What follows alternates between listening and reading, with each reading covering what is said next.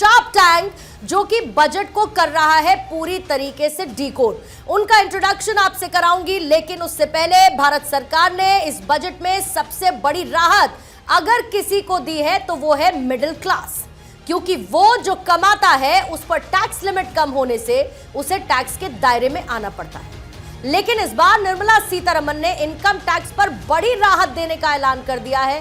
Middle class को राहत की सांस दी है, यानी कि इस बार 12 लाख तक कोई टैक्स नहीं लगेगा और नौकरी पेशा में है तो 75,000 तक की और राहत स्टैंडर्ड डिडक्शन के तौर पर मिलेगी। इसको समझाने के लिए हमारे साथ शार्क टैंक मौजूद है, बजट के एक्सपर्ट्स हमारे साथ मौजूद हैं, जिनसे हम करेंगे सवाल, पूछेंगे कि सरकार ने जो फैसला लिया उससे आम जनता को कितनी राहत मिलेगी। बजट शार्क टैंक में अब बात मिडिल क्लास की। वित्त मंत्री के पिटारे से मिली राहत या बढ़ गई मिडिल क्लास की आफत।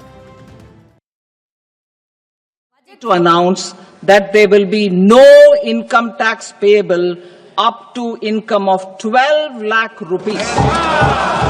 A taxpayer in the new regime with an income of 12 lakh rupees will get a benefit of 80,000 rupees in tax, which is 100% of tax payable as per the existing rates. तो किस तरीके से देखिए, उस वक्त संसद में जब वित्त मंत्री निर्मला सीतारमण इस बात का ऐलान कर रही थी, तालियों की गड़गड़ाहट, खुद प्रधानमंत्री मोदी टेबल पर टैप करते हुए उस दौरान नजर आए। और वैसे आपको बताऊं कि हमारे न्यूज रूम में भी उस दौरान तालियां जबरदस्त बजी थी, क्योंकि नौकरी पेशा लोग यही देख रहे थे कि भाई कहीं और इंक्रीमेंट हो ना हो, क्या इनकम टैक्स में राहत मिलने के साथ मिडिल क्लास का इंक्रीमेंट होगा।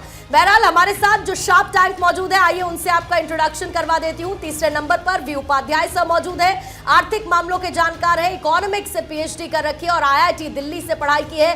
देश विदेश के कई विश्वविद्यालयों का अनुभव आपके साथ है सर, और आपका अनुभव आज शार्क टैंक में एक शार्क के तौर पर जनता के साथ, व्यूअर्स के साथ हम साझा करेंगे। आपका बहुत बहुत स्वागत करती हूँ।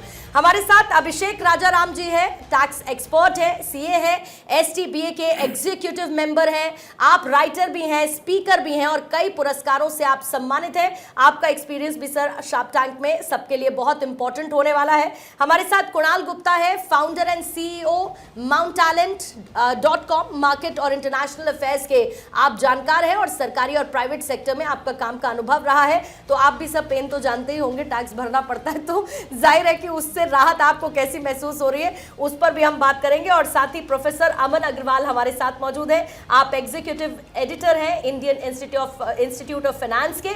तो जाहिर बात है कि फाइनेंस जो बही खाता होता है उससे जुड़ी हुई जानकारी और इनकम टैक्स में राहत का अनुभव आपका भी हमारे लिए बहुत इंपॉर्टेंट रहेगा। आप सभी शार्क का मैं बहुत बहुत स्वागत करती हूं और प्रोफेसर अमन अग्रवाल आप ही के साथ शुरू करूंगी। हालांकि मेरे सामने बोर्ड है, पूरा बाइफर्केट इनकम टैक्स को मैं करना चाहती हूं जो राहत मिली है, लेकिन आपको क्या लगता है कि बही खाता संभलेगा मिडिल क्लास का, बिगड़ेगा, या ऐसी स्थिति है इस राहत के बाद कि एक हाथ दे तो एक हाथ ले भी ले?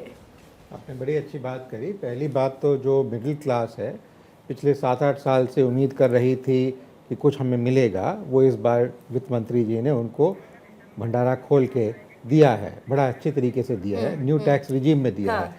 बट अगर हम बजट को देखें, जो टैक्स प्रपोजल होता है, आपको मैं रोकूंगी प्लीज, मुझे थोड़ा सा एक्सक्यूज करिएगा सर, मैं आपके पास आती हूँ। जाहिर है कि शार्क से बातचीत करना बहुत जरूरी है, लेकिन इसी बीच में हमारे साथ केंद्रीय मंत्री डॉक्टर जितेंद्र सिंह जुड़ चुके हैं बजट पर चर्चा करने के लिए।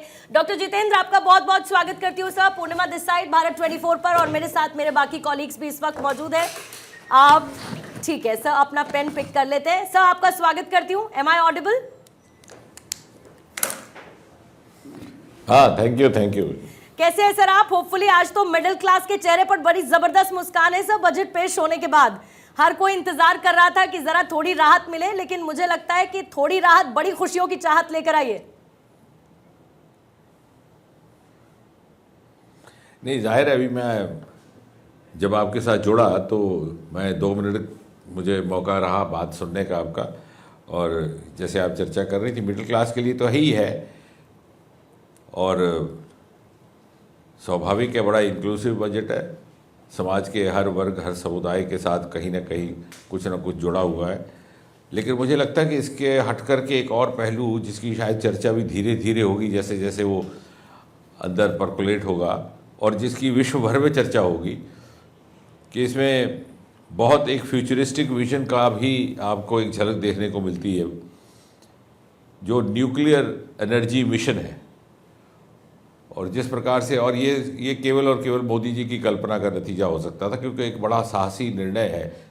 जिस प्रकार से मोदी जी ने आज से 5-6 वर्ष पहले अंतरिक्ष के लिए स्पेस रिफॉर्म्स लाए थे और प्राइवेट सेक्टर को उसमें जोड़ दिया था, उसी प्रकार 50, 60, 70 वर्ष तक ये न्यूक्लियर पावर का ये सेक्टर हमारा गोपनीयता के पर्दे में काम करता रहा। कभी किसी ने कल्पना नहीं की, ये मांग भी नहीं रखी कि इसको खोल दिया जाए।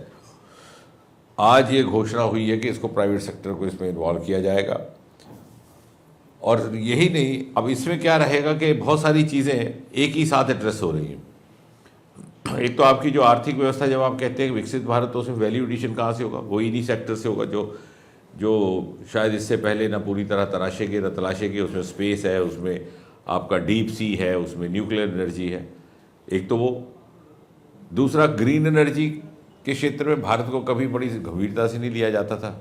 समझा जाता था कि जो क्लाइमेट कंसर्न और ये सारी बातें बहुत परे की हैं, हमारी सोच और हमारी प्राथमिकताओं से बाहर है।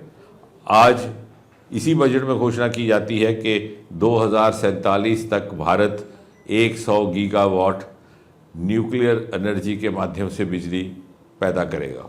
तो कहने का तात्पर्य ये कि इससे ये भी संकेत जाता है कि अब India is no longer a follower, now we are in a position to take the lead and lay down the targets and the timelines.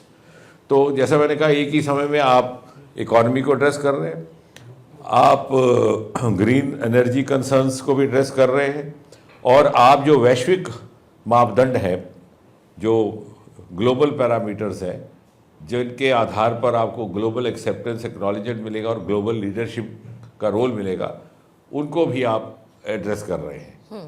तो इसी प्रकार से आपने डीप टेक स्टार्टअप्स की बात की है। 50,000 नए एंकर अटल टिंकरिंग लैब्स की बात हुई है।